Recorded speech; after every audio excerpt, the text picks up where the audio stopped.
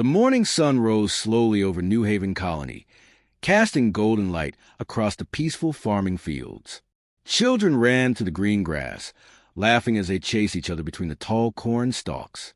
Their mothers watched from the covered porches of simple white houses, smiling at the innocent joy of their little ones. Park Gene stood in his office window, drinking his morning coffee. As a colony administrator, he felt proud watching the community they had built. 800,000 people now called this place home. Families who left crowded cities of Earth to find peace among the stars. Most were parents with young children, teachers, farmers, doctors, and shopkeepers. They had no soldiers, no weapons, no enemies. They just wanted to live quiet lives. His assistant, Lee Min, burst through the door without knocking. His face was white as paper. "Sir, we have ships in orbit. 17 of them. Big ones." Gene set down his coffee cup, the warm feeling in his chest turning cold. "Have they answered our calls?" "Nothing, sir. Dr. Kim-un is in the communications center trying to reach them." Gene walked quickly down the hall to where Dr. Un sat surrounded by blinking screens and radio equipment. She was the colony's chief medical officer, but she also handled their communications with other worlds. Her dark hair was pulled back in a simple ponytail, and her hand shook slightly as she worked controls. "Any response?" Gene asked. "Nothing, but I can tell what kind of ships they are now." She looked up at him with frightened eyes. "Zephyrian battlecruisers. Military class." Gene felt his stomach drop. The Zephyrians were known throughout the galaxy for their harsh ways and love of war. But New Haven had done nothing to anger them. They grew food and raised children.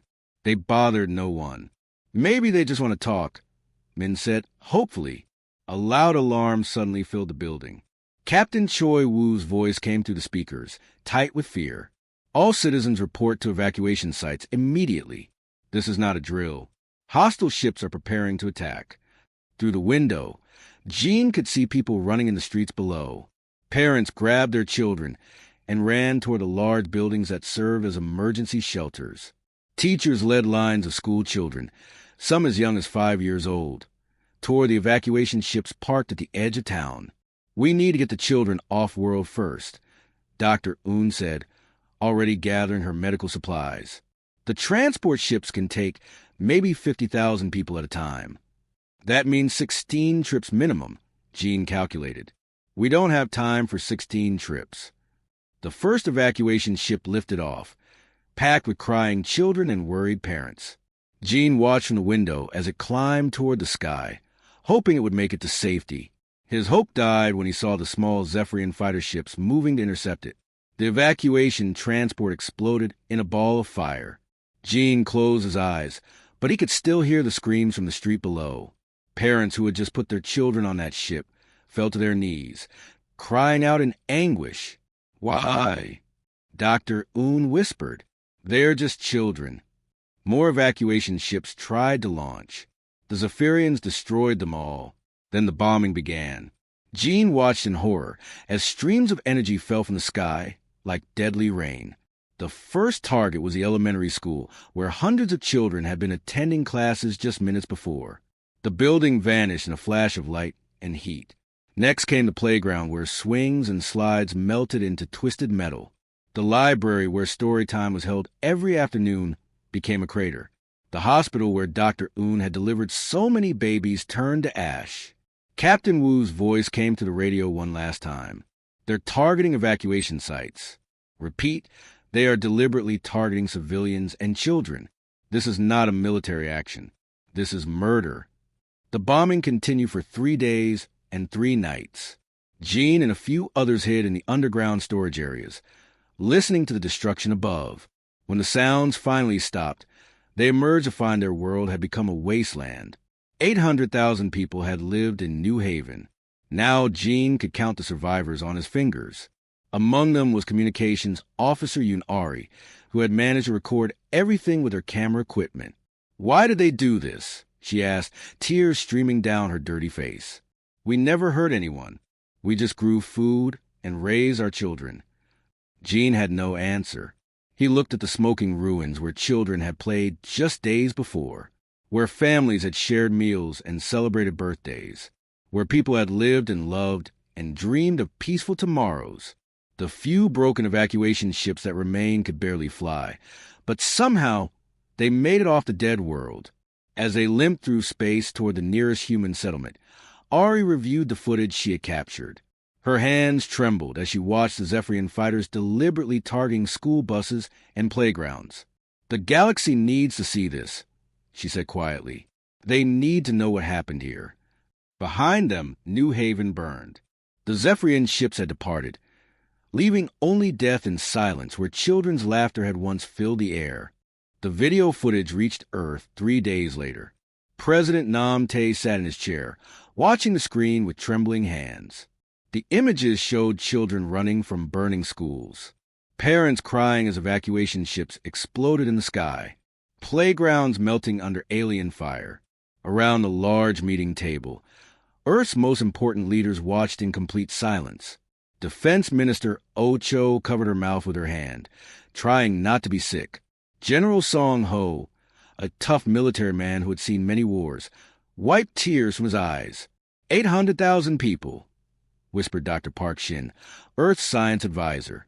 Most of them were children under 15 years old. "The Zephyrians filmed it themselves," said Intelligence Chief Li Wu. "They're proud of what they did. They're showing the footage to other alien species as a warning." President Tay stood up slowly. His voice was quiet, but everyone could hear the anger beneath it. "How long have we been pretending to be weak farmers and peaceful explorers?" General Ho cleared his throat. 47 years, Mr. President, ever since the Colonial Expansion Act. And in those 47 years, what have we really been building? Everything, sir. We have weapons factories hidden inside agricultural stations. Our exploration ships carry military-grade equipment. Our mining colonies can produce battleships. We've been preparing for this day since we left Earth. Tay walked to the window and looked out the busy streets below. Millions of humans went about their daily lives, not knowing that their children on distant worlds were being murdered by aliens who thought humans were weak and helpless. "Activate Protocol Omega-7, he said. The room went completely silent. Even the air conditioning seemed to stop making noise. "Sir," Minister Cho said carefully, "that protocol authorizes the use of our entire hidden military. Everything we've kept secret for nearly 50 years. I know what it authorizes. Once we activate it, the galaxy will know what we really are. They'll know we've been lying about being peaceful farmers." "Good," Tay said, turning back to face them. "Let them know." Across human space, messages began traveling faster than light between the stars. On farming worlds that looked peaceful and quiet, hidden doors opened in the ground. Massive factories that had been disguised as grain storage facilities began producing warships. Agricultural robots transformed into military equipment. Harmless-looking research stations revealed arrays of weapons that could destroy entire fleets. On the mining world of Kepler, 442, Administrator Kim Jun received his orders and smiled grimly. For 20 years, he had pretended to run a simple metal extraction operation. In reality, he commanded the largest starship construction facility outside of Earth's solar system. "Begin Phase 1 construction," he told his workers. All ships to be completed within 6 months. Similar scenes played out on dozens of worlds. The Deep Space Agricultural Survey ship Aurora dropped its fake cargo containers to reveal advanced military sensors and weapon systems. The peaceful scientific research station Harmony activated defensive shields that could protect entire planets. At the Titan Naval Academy, which had been disguised as a university for agricultural sciences, Admiral Kwon Hyuk came out of retirement. He was 70 years old, with gray hair and kind eyes that had fooled many aliens into thinking he was just a gentle teacher. In reality, he was humanity's greatest military strategist. Young officers who had trained for years as agricultural specialists and peaceful explorers finally learned their true purpose. Captain Yoon Dae, who everyone thought was a simple cargo ship pilot, revealed that her vessel carried enough firepower to level a city. "For 47 years we have watched and waited," Admiral Hyuk said in his first address to the Hidden Fleet.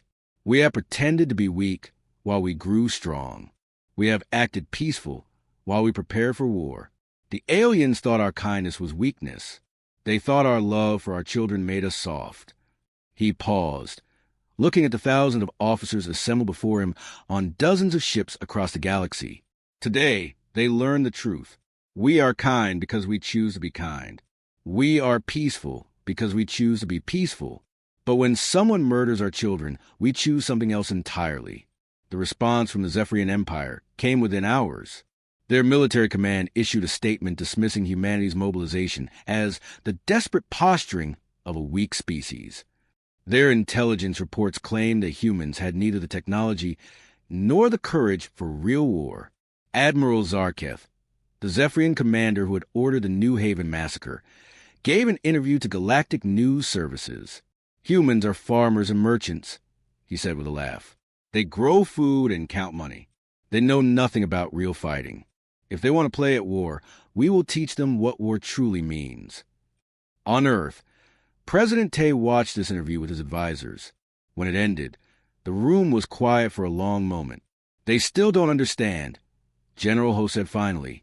They will, Tay replied, send Admiral Hyuk his final orders. Show them what happens when someone hurts our children. In hidden bases throughout human space, the greatest military force in galactic history prepared to reveal itself. The Zephyrians had wanted to teach humanity about consequences. They were about to learn that lesson themselves. The first Zephyrian supply convoy disappeared on a Tuesday morning. 12 large cargo ships carrying food, weapons, and fuel for the alien fleet simply vanished between two star systems. No explosion, no debris, no emergency signals. One moment they were there on the tracking screens. The next moment they were gone. Commander Bei Shin watched the empty space through his ship's window. Around him, his crew worked in complete silence. The Silent Thunder was unlike any ship the galaxy had ever seen. It could become invisible to all sensors, move without making sound, and strike without warning. Target confirmed destroyed. Reported weapons Officer Park Woo, a quiet man who had lost his younger sister at New Haven. All 12 ships and their crews. Any survivors? Asked Cyber Specialist Kimmy, whose fingers never stopped moving across her computer screens. None, were replied coldly, just like they left no survivors at New Haven. Shin nodded. This was just the beginning. For 3 months, his team had been planning these attacks with surgical precision. Every strike was carefully calculated to cause maximum damage to the Zephyrian war machine, while sending a clear message. Humanity was no longer defenseless. 2 days later, a major Zephyrian communication station went dark. The aliens had built it on a small moon, thinking it was safe from attack. They were wrong. Mia had spent weeks studying their computer systems, learning their passwords and security codes. When the time came, she slipped into their networks like a ghost. I'm inside their main database, she whispered to her team. Downloading fleet positions, supply routes, and wait. Her face went pale as she read the information flowing across her screen. They're planning another attack. A human mining colony called Hope's End. 300,000 people, including a children's hospital. Not anymore, Shin said quietly. Within minutes, every computer on the Zephyrian station began displaying the same image. Footage from New Haven showing alien fighters deliberately targeting school buses full of children. The Zephyrians tried to shut down their computers, but Mia had taken complete control. Then Wu activated the explosives his team had secretly placed throughout the station. The entire facility collapsed in on itself, taking with it the aliens' ability to coordinate their fleets across 3 star systems. Similar attacks began happening throughout Zephyrian space. Forward military bases woke up to find their weapon systems had been turned off during the night and their commanders missing. Supply ships exploded mysteriously. Communication networks failed at critical moments. Lieutenant Colonel Lee Jun led the Psychological Warfare Division from his ship Whisper of Truth. His job was to make sure every alien in the galaxy saw what had really happened at New Haven. Broadcasting on all Zephyrian frequencies, reported as communications officer. Every screen on their homeworld is now showing the massacre footage. June watched as the horrible images played again. Children crying as their schools burned, parents falling to their knees as evacuation ships exploded, playgrounds melting under alien fire. The footage was clear enough to see the faces of individual children in their final moments. Let them explain this to their own people, June said grimly. The psychological impact was immediate. On the Zephyrian homeworld, protests began in major cities. Many aliens had been told that New Haven was a military base, not a civilian colony. Now they could see the truth with their own eyes. Captain Yunde commanded a small fleet of ships that looked like harmless cargo vessels. In reality, they carried some of humanity's most advanced weapons. Her job was to hunt down the specific Zephyrian officers who had participated in the New Haven massacre. Target acquired, she reported as her sensors locked onto a Zephyrian command ship, Admiral Zarketa's personal vessel, the Iron Fist. He was there, Weapons Officer Choite said quietly. He gave the order to target the children's evacuation ships. Then he dies today, Day replied. The attack lasted less than 3 minutes. Zarketa's ship, considered one of the most powerful in the Zephyrian fleet, was torn apart by weapons it couldn't even detect. As escape pods launched from the dying vessel, Day's ships destroyed them one by one. No survivors, she announced over the fleet communications. Just like New Haven. Across the galaxy, other species watched these events with growing amazement and fear. The humans weren't fighting like other races did. They weren't trying to conquer territory or capture resources. They were methodically hunting down everyone who had been involved in murdering their children. On the Aquarian homeworld, Ambassador Veltar watched intelligence reports with growing concern. How did we not know they had this technology? He asked his advisors. Our sensors show nothing. Our computers can't track their ships. It's like they're ghosts. They've been hiding their true capabilities for decades, replied Intelligence Chief Morden. While we thought they were peaceful farmers, they were actually building the most advanced military force in the galaxy. And now they're using it for revenge. Not revenge, Morden corrected. Justice. There's a difference. Meanwhile, on the Zephyrian command ship Eternal Victory, Admiral Kethron tried to understand what was happening to his forces. In 6 weeks, he had lost 30% of his fleet to an enemy he couldn't see or fight.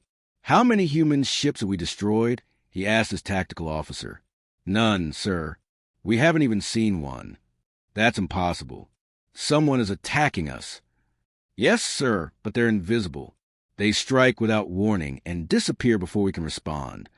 Kethron stared at the tactical display, watching his forces slowly shrink as red dots disappeared one by one.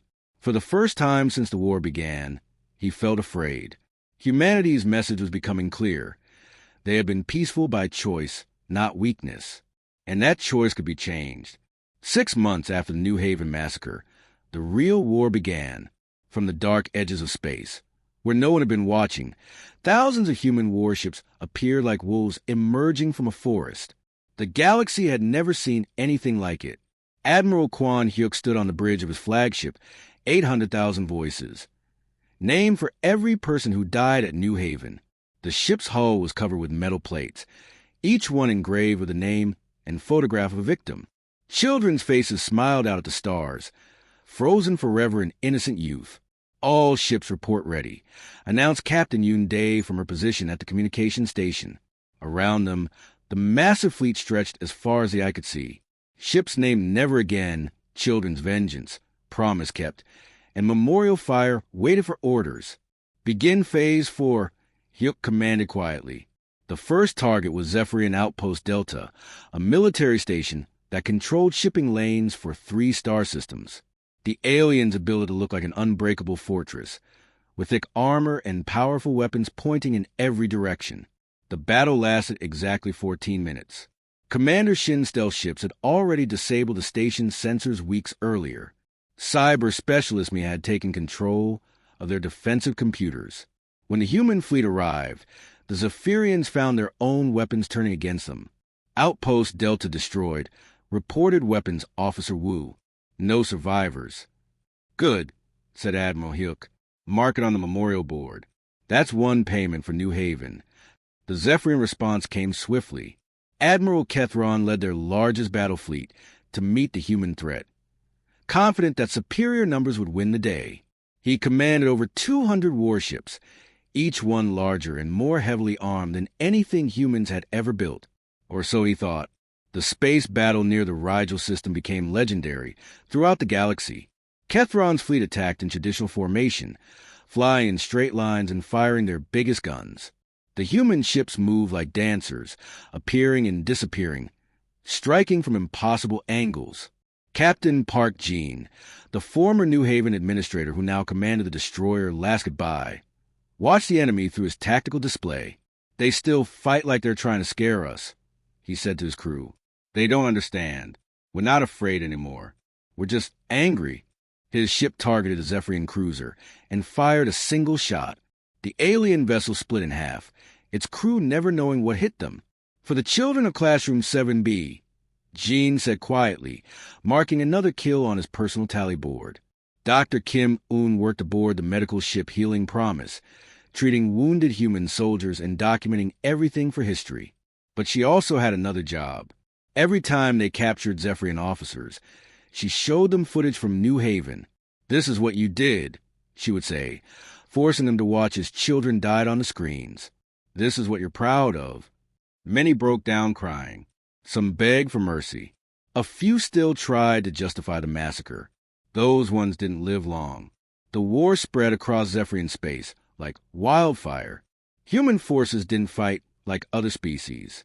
They weren't trying to capture cities or steal resources. They were systematically destroying everything that made the Zephyrian Empire possible. Lieutenant Colonel June led bombing raids against military academies where young Zephyrians learned to become soldiers. "If they want to raise killers of children," he announced his squadron, "they can do it without schools." Captain Choite specialized in hunting supply convoys. His ships would appear without warning, destroy everything, and disappear back into empty space. "No fuel, no food, no ammunition," he explained to his crew. "Let them try to fight a war with empty bellies and broken guns." But the most terrifying human tactic was their patience. Other species fought quick wars, winning or losing in a few major battles. Humans were different. They planned for years, struck with perfect timing, and never forgot a single detail. Intelligence Officer Lee Wu had spent months learning the personal schedules of every Zephyrian commander who had been at New Haven. "Admiral Vexcar takes his morning meal at exactly 0800 hours, he would report. "His ship will be at coordinates 47.2 by 88.9 at that time. 20 minutes later, Vexcar's ship will be debris floating in space." Other alien species began to take notice. On the Centauri Council Station, Ambassador Plexwin watched battle reports with growing fear. "How are they doing this?" she asked her military advisor. "The Zephyrians had the strongest fleet in the galaxy." "They did, but the humans aren't fighting like we expected. Look at these numbers." The advisor showed her data that made no sense. Human casualties were almost zero. Zephyrian losses were catastrophic. In 6 months of fighting, humanity had lost 12 ships. The Zephyrians had lost over 800. "It's not possible," Plexwin whispered. "It is if they've been preparing for 50 years while pretending to be farmers." The truth was becoming clear to everyone. Humanity hadn't been weak. They had been waiting. Every peaceful colony had been a hidden military base. Every exploration ship had been a spy vessel. Every trade agreement had been intelligence gathering.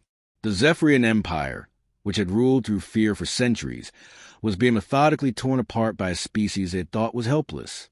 On his flagship, Admiral Hyuk received reports of another victory. 12 more Zephyrian worlds had surrendered without fighting. "They're starting to understand," Captain Day observed. "Good," Hyuk replied, looking at the memorial wall covered with children's faces. "Understanding is the first step toward justice." 18 months after the New Haven massacre, the Zephyrian Empire no longer existed. Where once their mighty fleets had ruled 36 star systems, now only empty space and memorial beacons remained. Their government had fallen, their military was destroyed, and their homeworld flew the flag of human administration.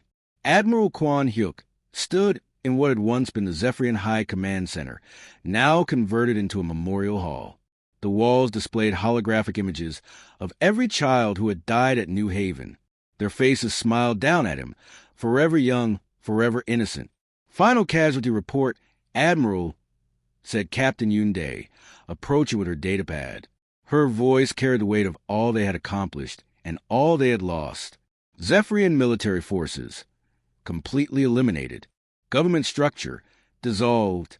Territory, under temporary human administration. Hyuk nodded slowly. Around them, former Zephyrian officers worked under human supervision, helping to coordinate relief efforts for civilian populations. Many of these aliens had never known anything but military rule. Now they were learning what peace actually meant. How many of their people want to return to the old ways? Hyuk asked. "Less than 5%, replied Intelligence Officer Li Wu, who had spent months interviewing Zephyrian civilians. Most are grateful the war is over. They never wanted to conquer other worlds. That was their leader's dream, not theirs. General Song Ho oversaw the transition zones where former Zephyrian colonies were being rebuilt under human guidance. Unlike their previous rulers, humans didn't demand tribute or forced labor. Instead, they brought teachers, doctors, and engineers to help local populations create better lives. "It's strange," reported Commander Park Woo from a former military world of Kethan-AR. "The children here have never seen a playground. Their entire culture was built around war and conquest. They don't know how to play." "Then we'll teach them," replied Dr. Kim Un, who now directed humanitarian operations across the former empire. "Every child deserves to know joy, regardless of what species they belong to." The memorial service on New Haven took place exactly 2 years after the massacre. The colony had been completely rebuilt, but this time it was heavily defended. Hidden weapon platforms orbited the world, and a full battle fleet remained permanently stationed in the system. President Nam Te delivered the dedication speech to representatives from across the galaxy. Alien ambassadors who had once dismissed humanity as weak farmers now sat in respectful silence, understanding the terrible lesson they had all learned. "We gather here not to celebrate victory," Te said. His words carried to billions of beings throughout known space. "We gather to remember 800,000 innocent souls who died simply for being human. We gather to promise them that their deaths have meaning." Young Parka, now 12 years old and the daughter of the late Administrator Jean, planted the first memorial tree in soil mixed with ash from the original colony. She had been off-world during the massacre, visiting relatives on Earth. Now she represented all the children who would never come home. "My father believed people could live together in peace," she said in a small but clear voice. "He believed aliens and humans could be friends. The bad aliens prove him wrong, but maybe the good aliens can prove him right." Around her, children from dozens of different species played together in the memorial gardens. Human children ran alongside young Centaurians, Aquarians, and even reformed Zephyrians whose parents had rejected their old empire's ways.